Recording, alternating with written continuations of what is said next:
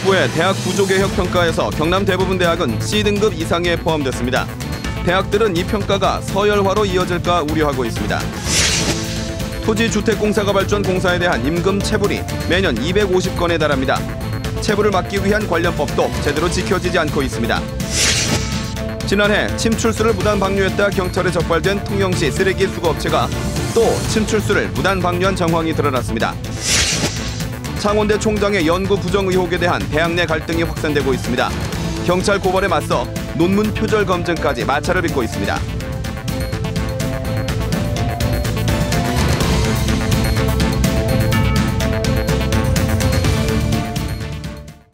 안녕하십니까. 이어서 경남 소식입니다. 교육부가 발표한 대학 구조개혁 평가 결과에 대학 측이 긴장하고 있습니다. 특히 수시 모집을 앞둔 대학들은 평가 결과가 대학의 서열화로 인식되지 않을까 우려하고 있습니다. 최세진 기자가 보도합니다. 교육부가 발표한 대학 구조개혁 평가에서 경남에서는 김해대학 한 곳을 제외하고는 정부의 재정 지원 제한 등 불이익을 받는 대학은 없었습니다. 경남도립 남해대학과 거제대학 등 전문대학 2곳은 A등급에 선정됐습니다. A등급 전문대학 14곳 가운데 12곳이 서울 수도권을 제외한 지방대로 직업교육 등 특성화에 집중한 결과로 풀이됩니다. 이번에 이제 특성화 사업을 통해서 매년 24억에서 한 27억 정도를 받아서 거의 대부분을 학생들의 교육 역량을 키우는 데 이렇게 투입을 했기 때문에 경남 지역 대부분 대학이 속한 B, C등급 대학은 재정 지원 제한을 받지는 않지만 2017년까지 4에서 7% 정원을 감축해야 합니다. 하지만 대부분 대학에서 이미 지난해부터 자율적인 정원 감축이 시작됐기 때문에 큰 타격은 없을 것으로 예상하고 있습니다. 이미 약 1년 반 전부터 이런 것에 대한 예고가 충분히 되어 있었기 때문에 많은 대학들이 마음의 준비는 하고 있을 것도 알고 있던 사안이어서 다만 이달부터 수시 모집이 시작되고 있어 대학 구조개혁 평가가 자칫 대학 서열화로 여겨지지 않을까 대학들은 전전긍긍하고 있습니다. 이제 ABC라는 등급이 서열화가 되면서 대학의 서열화돼서 어려운 지방대학 같은 경우에는 더 피해가 예상되는 부분도 있습니다. 입시를 코앞에 두고 발표된 정부의 구조개혁 평가 결과가 실제 수험생들의 선택에 얼마나 영향을 줄지 대학마다 신입생 유치 전에 비상이 걸렸습니다. KBS 뉴스 최세진입니다. 이달 말이 추석 연휴인데요. 임금을 받지 못하는 근로자들은 점점 속이 타들어가고 있습니다. 대표적인 건설 공기업인 LH 토지주택공사조차도 임금 체불 관련 민원이 해마다 250여 건이나 되는 것으로 조사됐습니다. 오종호 기자가 보도합니다. 진주 혁신도시 안에 들어선 LH 한국토지주택공사의 직원 합숙소입니다. 지난 4월 공사는 끝났지만 덤프트럭과 굴착기 기사 등 20여 명은 아직 공사 대금 3억여 원을 받지 못했습니다. 건설공기업인 토지주택공사가 직접 발주한 공사에서도 체불이 발생한 겁니다. 체불이 심각해가지고 지금 다가오는 추석도 그렇고 지금 생계가 지금 막막해가지고 어찌할 바를 모르겠습니다. 이 같은 체불을 막기 위해 건설산업기본법은 건설기계 대여대금 지급 보증제를 의무화했지만 발주업체인 LH가 제대로 관리감독을 하지 않아 일어난 일입니다. LH가 제출한 국정감사 자료에 따르면 LH가 발주한 사업장에서도 임금체불 관련 민원이 해마다 250여 건, 최근 6년 동안 체불 금액이 469억 원이 넘습니다. 경영난이나 부도 이런 것들 때문에 이제 간혹 체불이 생기는데 거의 대부분이 하도급사 이하에서 발생되는 체불이라고 보시면 됩니다. 국내 대표 공기업조차 발주공사 임금체불에 제대로 대응하지 못하면서 돈을 받지 못하는 근로자들이 우울한 추석을 맞게 됐습니다. KBS 뉴스 오종우입니다. 지난해 통영시 한 쓰레기 수거업체가 침출수를 무단 방류했다가 경찰에 적발됐습니다. 그런데 불과 1년 만에 또 다른 업체가 침출수를 무단 방류한 정황이 포착됐습니다. 김소영 기자가 취재했습니다. 업체 직원이 쓰레기 수거 차량을 세척하고 있습니다. 그런데 적재함 구멍 사이로 누런 액체가 쉴 새 없이 쏟아져 나옵니다. 차 내부에 고여있던 쓰레기 침출수입니다. 정화시설을 거쳐 배출돼야 할 침출수가 무단 방류되고 있는 겁니다. 차를 한 2, 3m 정도 앞으로 이제 빼가지고 수돗물을 이용해서 씻으면서 막 밸브를 여는 걸 여러 번 봤습니다. 침출수가 버려진 곳은 청정 남해안에서 불과 200m 떨어진 곳입니다. 오수 처리 시설도 되어 있지 않은 이곳에 침출수가 무단으로 버려지면서 인근 바다로 그대로 흘러들고 있습니다. 소각장 안에서 세차를 하기 힘든 일반 쓰레기 수거 차량들이 소각장 밖에서 차를 세척하는 과정에서 침출수를 버리는 겁니다. 일부 직원들은 이 같은 무단 방류가 최소 수개월 넘게 관행적으로 이뤄져 왔다고 주장합니다.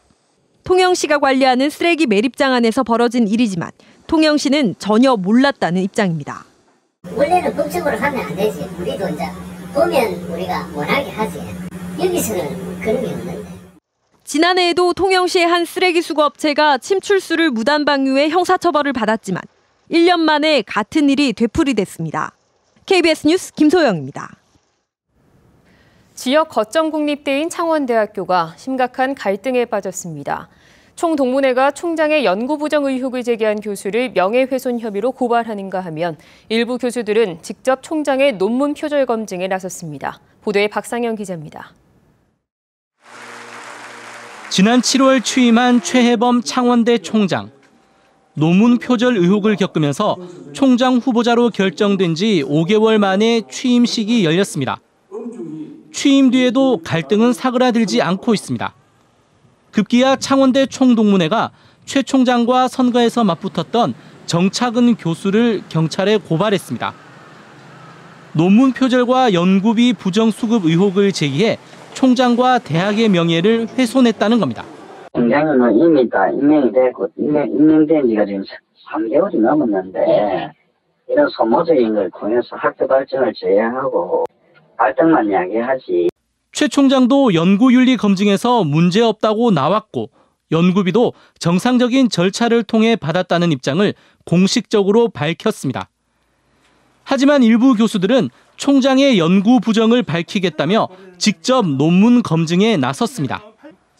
게다가 창원대 교수 33명은 최 총장의 논문 표절이 분명하다며 합당한 조치를 취해달라고 교육부에 탄원서까지 냈습니다. 특히 교수님들이 직접 검증을 하셨습니다. 굉장히 많은 교수님들이 직접 검증을 하시고 개탄의 개탄을 금치 못하고 계십니다. 창원대도 표절 의혹을 제기한 교수들에 대해 법적 조치를 준비하는 등 총장 선임을 둘러싼 갈등이 확산되고 있습니다. KBS 뉴스 박상현입니다. 전국을 돌며 3억 원어치의 구리전선을 훔친 40대 형제가 경찰에 적발됐습니다. 이들은 경찰의 단속과 절도 현장 주변에서 의심을 피하기 위해서 트럭 대신 경찰을 이용했습니다. 송금한 기자가 취재했습니다. 경차 한 대가 무게를 재는 철판 저울 위에 올라섭니다. 3시간 전에 훔친 작물인 구리전선을 고물상 주인에게 팔기 위해서입니다. 48살과 44살 강씨 형제가 이날 팔아치운 구리전선의 양은 1톤가량 3,800만 원어치입니다. 하지만 고물상에 넘긴 가격은 헐값인 800만 원입니다. 이들 형제가 올해 2월부터 전남 곡성과 경남 사천 등 4곳에서 훔친 구리전선은 모두 3억 3천만 원이나 됩니다. 밤사이 값비싼 구리전선을 감쪽같이 도난당한 공장들은 가동을 멈췄습니다. 공장 가동이 지금 한 4, 5개월 정도 늦춰지고 있습니다. 절도도 절도지만 공장 가동이 늦춰지는 것이 더 큰 문제가 되고 있습니다. 강 씨 등은 큰 차를 사용하지 않고 일부러 작은 차를 빌려 전선을 실어 날랐습니다. 경차가 트럭보다는 의심을 덜 받을 것이라는 판단 때문입니다. 망령을 가지고 경비원이 없는 공장과 붉은선이 들어가는 배전기가 있는 공장을 주 목표로 타겟을 삼았습니다. 경찰은 현장에서 붙잡힌 48살 강모 씨를 특수 절도 혐의로 구속하고 달아난 강 씨의 동생을 추적하는 한편 이들로부터 작물인 구리전선을 사들인 43살 조모 씨를 불구속으로 입건했습니다. KBS 뉴스 송금환입니다.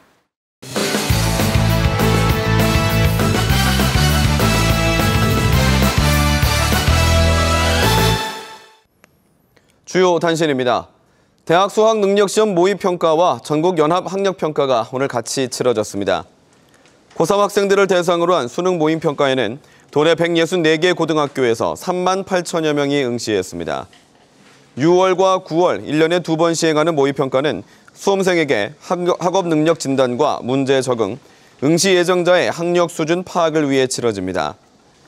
또 고등학교 1, 2학년을 대상으로 한 전국 연합 학력평가에는 도내 164개 학교 1, 2학년 학생들이 응시했습니다.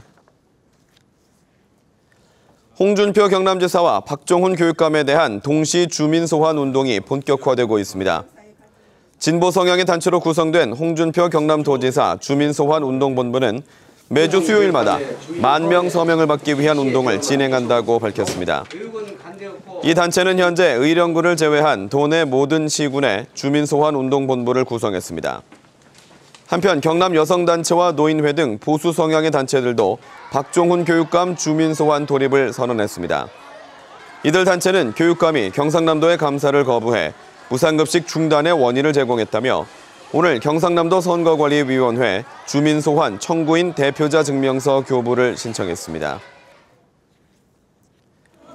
농촌 결혼 이민 여성들이 참가하는 2015 다문화 가족 합창 경연대회가 오늘 경남 농협에서 다문화 가족 10개 팀 70여 명이 참가한 가운데 열렸습니다.